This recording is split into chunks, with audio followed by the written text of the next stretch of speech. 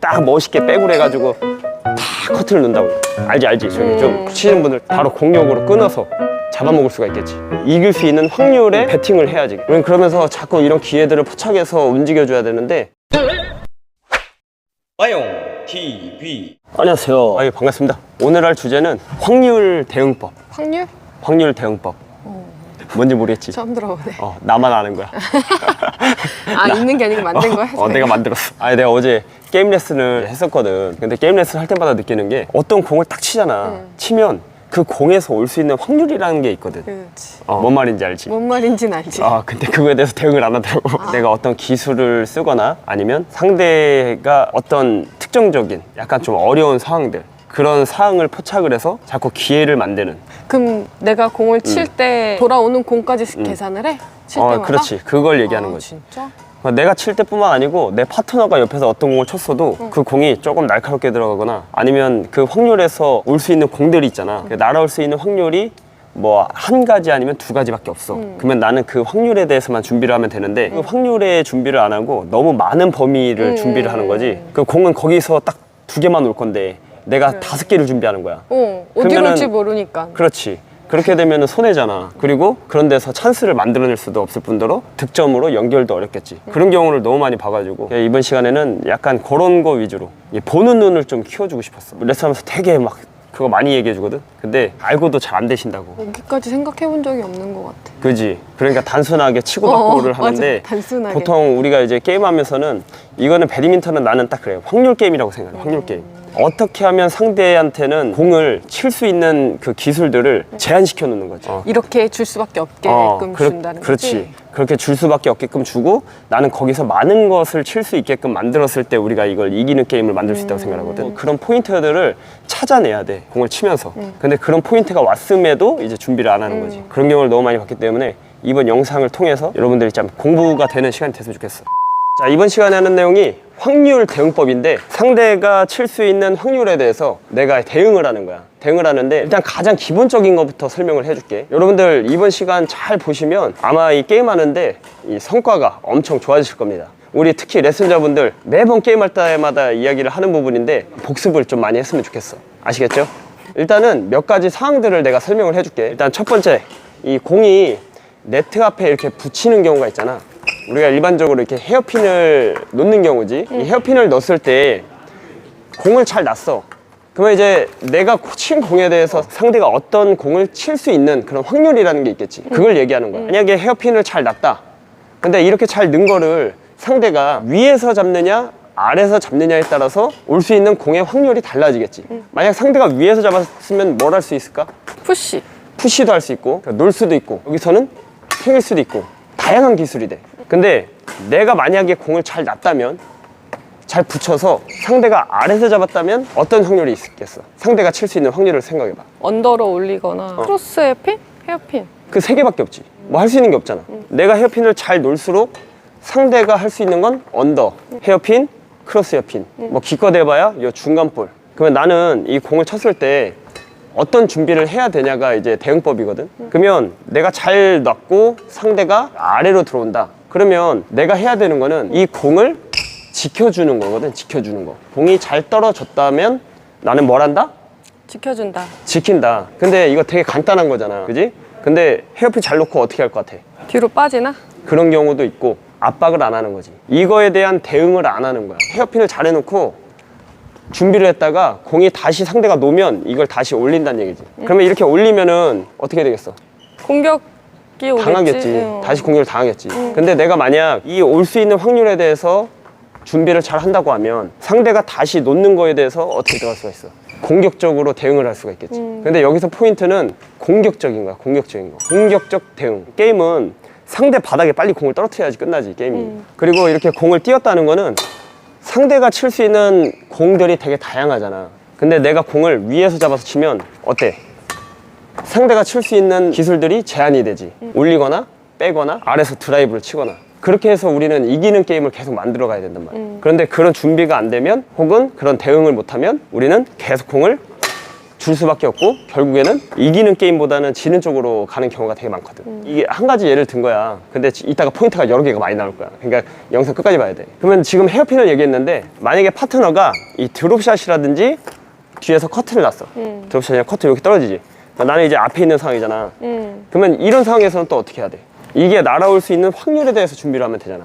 그러면 상대가 저 드롭을 받기 위해서 이렇게 들어오지. 그러면 나는 어떤 준비를 해야 되냐 이거야. 앞에서 압박을 해야 압박해야지. 근데 그걸 안 한다 이거야. 멀리 떨어져서 구경하고 있으니까 상대가 그 공을 다시 놨을 때 내가 이 공을 다시 줘야 되는 상황이 발생한다. 어차피 이렇게 공이 떨어졌을 때는 올라가는 거는 누가 치는 거야? 내가 이렇게 공이 앞에 이렇게 보고 있다가 올라가면 이거 따라가는 거야? 파트너. 파트너가 있잖아. 그러니까 결국에는 내가 조금만 압박만 해주면 이거는 다 푸시가 가능하다 이거야. 상대가 놨다 그러면 이거는 기회라는 거지, 기회. 끝낼 수 있는 기회. 그런데 이런 대응을 안 하고 있는 거야. 다른 걸 또 보여줄게. 상대가 저쪽에서 이제 공격을 나한테 한 거지. 스매싱을 나한테 딱 때렸어. 근데 내가 이거를 공을 잘 쳤단 말이야. 스매싱을 때린 거를 내가 이렇게 드라이브로 받아치면 이거 어떻게 될 것 같아? 이런 상황에서는 상대가 스매싱을 딱 때렸잖아. 내가 이 드라이브를 때렸다 그렇게. 그러면 상대의 그림이 어떤 그림이 나올 것 같아? 받으러 가기 바쁠까? 어떤 그림이 나오지? 이 공을 쳤을 때 만약에 이 앞사람이 잡는 경우가 있을 수 있고, 그지? 내가 드라이브를 상대가 저기서 딱 쳤잖아, 스매싱을. 드라이브를 딱 쳤어. 그러면 앞사람이 이 공을 드라이브를 받을 경우가 있고, 이 받지 못했을 때는 뒷사람이 엄청나게 뛰어야 되겠지. 그러면 이제 그 확률에 대해서 준비를 하는 거야. 쳤는데 만약 앞사람이 잡는다 생각이 되면 나는 뭔가 이 사람이 튀어나갈 거 아니야, 앞사람이 잡으려고 이렇게. 그러면 뭔가 대응을 다시 하면 되겠지. 근데 앞사람이 안 잡고 이 공이 딱 빠졌단 말이야. 그러면 저 상대가 막 뛰는 게 보여. 그건 난 뭘 해야 돼? 앞에서 압박을 해야 돼? 그렇지. 봐봐. 저렇게 공을 치잖아. 그러면 저 사람은, 저 뒤에 사람은 스매싱을 때려놓고 이렇게 뛰어갈 확률이 제일 많아. 이 공을 내가 이렇게 맞춰서 띄워주지 않는 이상은 저렇게 스매싱을 때렸을 때 내가 드라이브를 치면 저 사람은 이렇게 뛰어서 받을 확률이 많겠지. 그러면 저 사람이 받을 확률에 대해서 나의 준비가 어떠냐 이거야. 이런 걸 얘기하는 거야. 근데 보통 이런 공을 잘 쳐놓잖아. 저 사람 막 저기서 죽으라고 뛰는데 보고 있어. 저기서 이제 딱 멋있게 백으로 해가지고 다 커트를 넣는다고 이렇게 뒤에서 이렇게. 알지. 저기 좀 치시는 분들 저 뒤에 쫓아가지고. 근데 여기서 멀리서 보고 있으니까 이걸 또 가서 띄워준다 그렇게. 어떤 건지 알아? 그러면 옆에서 이제 게임 레슨 하면은 얼마나 답답하겠어. 저기서 이제 공을 잘 쳐놨으면은 저 공에서 올 수 있는 확률에 대해서 나는 계산을 해야 되거든. 그러면 뭐냐면 내가 저 사람을 뛰게 만들어 놓고 나는 빨리 들어가서 저 사람이 칠 수 있는 이 확률의 공. 나는 이제 들어왔잖아 지금. 이러면은 지금 내가 몇 가지를 준비하는 거야? 두 가지만 준비하는 거야. 두 가지만. 요 앞에만 잡아주면 돼. 앞에만. 이제 저 사람 어차피 커트 아니면은 올릴 테니까. 그러면 여기서 들어가 주면 나는 이 두 가지 포인트만 잡아주면 되고, 뜨는 거는 어차피 생각을 안 해도 된단 말이야. 그러면 만약에 커트를 놨을 때 마찬가지로 바로 공격으로 끊어서 잡아먹을 수가 있겠지. 근데 왜 이렇게 잘 쳐놓고 안 들어가냐고. 그런데 반대 상황이야. 여기 이쪽에서 저기서 스매싱, 저쪽 대각선에서 스매싱을 때렸어. 그래서 여기 사람이 이쪽으로 이쪽으로 드라이브를 받았어. 그러면 이쪽에 있는 사람이 앞으로 가야 되는 거지? 근데 이쪽은 좀 애매할 수 있어. 잘 봐. 이쪽으로 딱 쳤지. 근데 저 사람이 포핸드잖아, 포핸드. 포핸드면은 약간 공이 날카롭게 올 수 있거든. 백핸드에 비해서. 그거는 너무 깊게 들어가지 말고, 만약 포핸드면 약간 조금 앞으로만 붙어주면 돼. 그게 약간 좀 다를 수 있어. 질문을 되게 잘했는데, 이쪽 포인트하고 이쪽 포인트하고 좀 달라. 그래서 약간 이제 포핸드랑 백핸드랑은 조금 다를 수가 있거든. 여기서는 치고 저 사람이 포핸드니까 공을 약간 강하게 드라이브도 때릴 수가 있어. 근데 만약에 우리 쪽은 지금 내가 이렇게 확 들어가 버리면 여기가 백핸드거든. 그러면은 저 사람이 드라이브 쳤을 때 이게 이 파트너가 밀릴 수도 있단 말이야. 그렇기 때문에 이쪽에서는 좀 다르게 대응을 하는 게 좋아. 질문 아주 잘했는데 다르네. 좀 달라. 여기서는 치고 조금 앞쪽으로. 대신에 요것도 상대가 밀린 거니까 저기서 커트 아니면은 뭐 드라이브 이렇게 나올 수 있겠지만 거의 보통 올라가는 공도 있잖아. 그래서 쳐놓고 보고 있다가 가면 바로 약간 이런 식으로 갑자기 질문해가지고 여러 가지 상황을 또 만들어주네. 그리고 잘 봐. 여기서도 마찬가지야. 지금 이쪽이었잖아. 근데 여기서도 만약 상대가 스매싱을 땅 때렸어. 근데 내가 딱 저쪽으로 이렇게 깊게 쳤단 말이야. 저쪽으로 수비를. 자, 만약 이런 상황이라면 이런 상황도 마찬가지겠지. 저기서 스매싱을 때렸는데 내가 대각을 때렸어. 저 사람이 백으로 막 뛰어간단 말이야. 그렇지. 그러면 여기서 서서 보는 거야? 아니면 어떻게 해야 돼? 그러면 누가 가? 여기 있는 사람이 가? 아니면 파트너가 가? 그래서 그걸 중요하게 내가 포인트를 얘기하는 거야. 이거는 내가 지금 목적이 있잖아. 저쪽 상대를 밀리게 만든 목적이잖아. 그러면 내가 쳐놓고 내가 들어가면 돼. 저 상대가 밀렸다고 판단을 하면, 저 뒷사람이 저 스매싱 때려놓고 저기 백으로 밀린 거잖아. 그럼 저 사람은 스매싱 때려놓고 이렇게 받으러 가잖아. 결국에는 내가 이렇게 치면 상대는 백으로 들어가서 아래서 잡을 거란 말이야. 그러면 나는 앞을 빨리 차단을 해주면 훨씬 더 효과적이겠지. 그게 암묵적으로 그렇게 하는 거야? 파트너가 저 사람 밀렸다고 생각해서 앞으로 갈 수도 있잖아. 파트너가 들어갈 수도 있는데, 만약에 내가 공을 쳤는데 파트너가 들어갔다고 생각하면 내가 뒤로 나오면 되는 거고. 근데 보통 서 있는 경우 보는 경우가 많아. 파트너는 빨리 못 들어가. 왜냐면 들어가면 이 사람이 로테이션을 바로 이 공을 잡아야 되잖아. 그렇기 때문에 오히려 여기서 친 사람이 들어간 게 나은 거지. 왜냐면 저기다 멀리서 쳐버리고 지금 저 구석에 있는 거잖아. 내가 들어가줘도 저기서 이 대각으로 올 확률은 많지 않단 말이야. 그러니까 이쪽을 비우는 거지.